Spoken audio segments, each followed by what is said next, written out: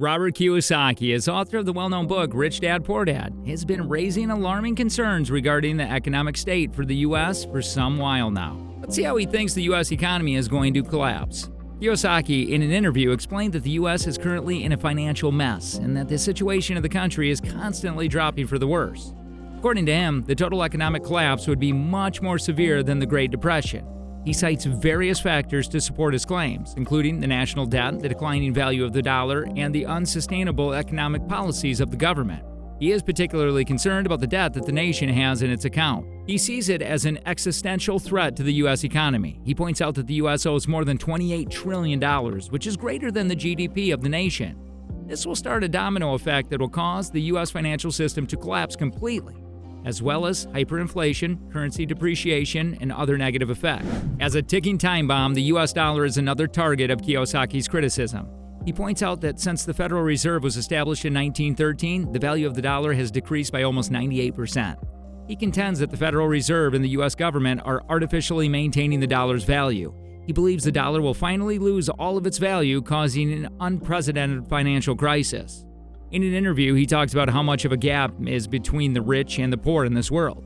He explains how an advice he got from his rich dad changed his life during the starting of a recession. In January of 1972, I was on an aircraft carrier in South China Sea because I missed the announcement that Nixon made on August 15th, and it changed my life. Coming back to my story, I'm on the aircraft carrier as a Marine pilot, and I get this letter from Rich Dad via snail mail saying that, hey, Nixon took the dollar off the gold stud. Well, it took me 6 months to get that letter, but anyway, I did not know what it meant back in 1971.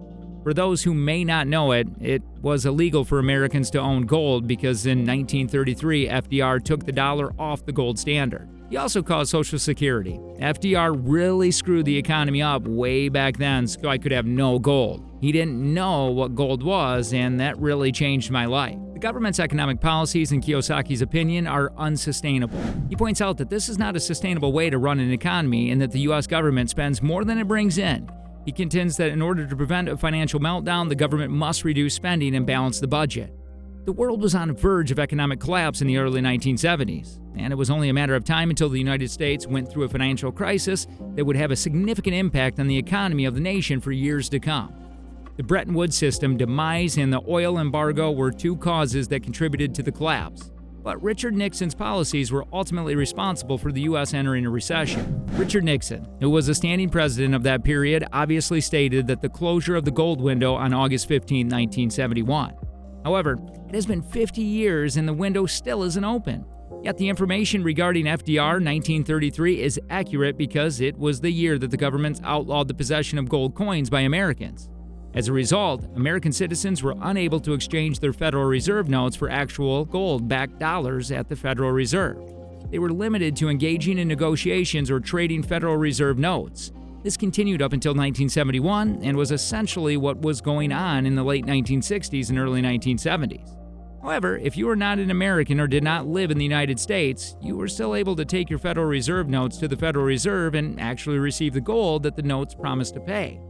Owing to these, the economy began to experience extraordinarily large deficits in the 1960s in order to pay for the Vietnam War, the Moon Mission, the War on Poverty, and other government initiatives. They called it guns and butter, and the country obviously had both. Yet, because at the time the U.S. failed to pay for either, the economy incurred these significant deficits, which the Federal Reserve then began to monetize. QE is the name used to refer to it, although the economists hadn't considered using that term at the time. The Fed was engaging in quantitative easing in order to monetize all the government expenditure. The U.S. didn't have the gold, and since the international creditors suspected that they didn't have enough gold to cover their debts, they began to arrive at the gold window with Federal Reserve notes and requesting the gold. Due to the fact that Federal Reserve notes were promises to pay gold, and the U.S. failed to fulfill that promise because they lacked enough.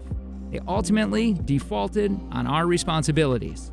So, it is untrue for anyone to claim that the U.S. government has never defaulted on a debt. Since the huge default in 1971, the U.S. government has operated under a fiat-based monetary system. The fiat-based monetary system is one in which there is no actual assets, such as gold or silver, to underpin the currency.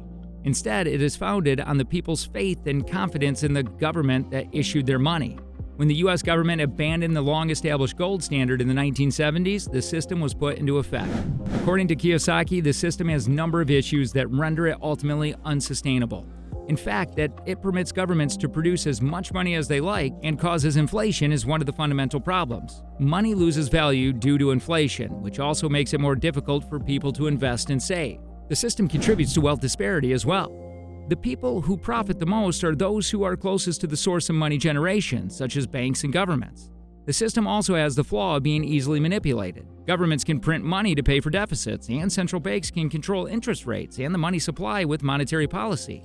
Economic booms and busts may result from this, which might have disastrous effects on both people and corporations. The best way to address the issue, as per Kiyosaki opinion, is to promote entrepreneurship and financial awareness among the general public. Financial education should be given top priority because the current educational system does not equip students with the knowledge and abilities necessary to succeed in the real world. He recommends including financial literacy in the curriculum of every school. It could help the students to stay financially stable in their teens. This would also entail educating kids on financial management, investing, and business creation. Young people would then be better able to take charge of their financial futures and make educated financial decisions. Entrepreneurship is essential for generating new jobs and growing the economy. He proposes that since small enterprises are the backbone of the American economy and that the government should do more to encourage and assist them. This entails lowering restrictions and fees as well as assisting and educating entrepreneurs. In addition, Kiyosaki contends that the Federal Reserve's monetary policies and the nation's excessive debt levels are the main contributors to the economic problem and that they must be addressed by the government. He recommends the government cut back on spending and waste in order to balance the budget.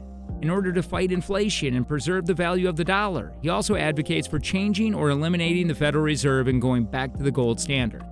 This includes being proactive and seeking out financial education and taking control of their own investment. Kiyosaki advises making investments in assets with a lengthy track record of wealth preservation, such as real estate, gold, and silver. The American people should become more independent and less dependent on the government, says Kiyosaki. This entails producing their own energy, growing their own food, and reducing their reliance on imports. The American people can lessen their dependence on our nation and strengthen their resistance to economic shocks by doing this. With that, we have come to the end of the video. What are your thoughts on his ideology? Do let us know your opinions in the comment section down below. If you like this video, then make sure to hit the like button. Also, share and subscribe to the channel. For more videos like this, click on the links you see on the screen. We'll come back again with more content. Until then, see ya!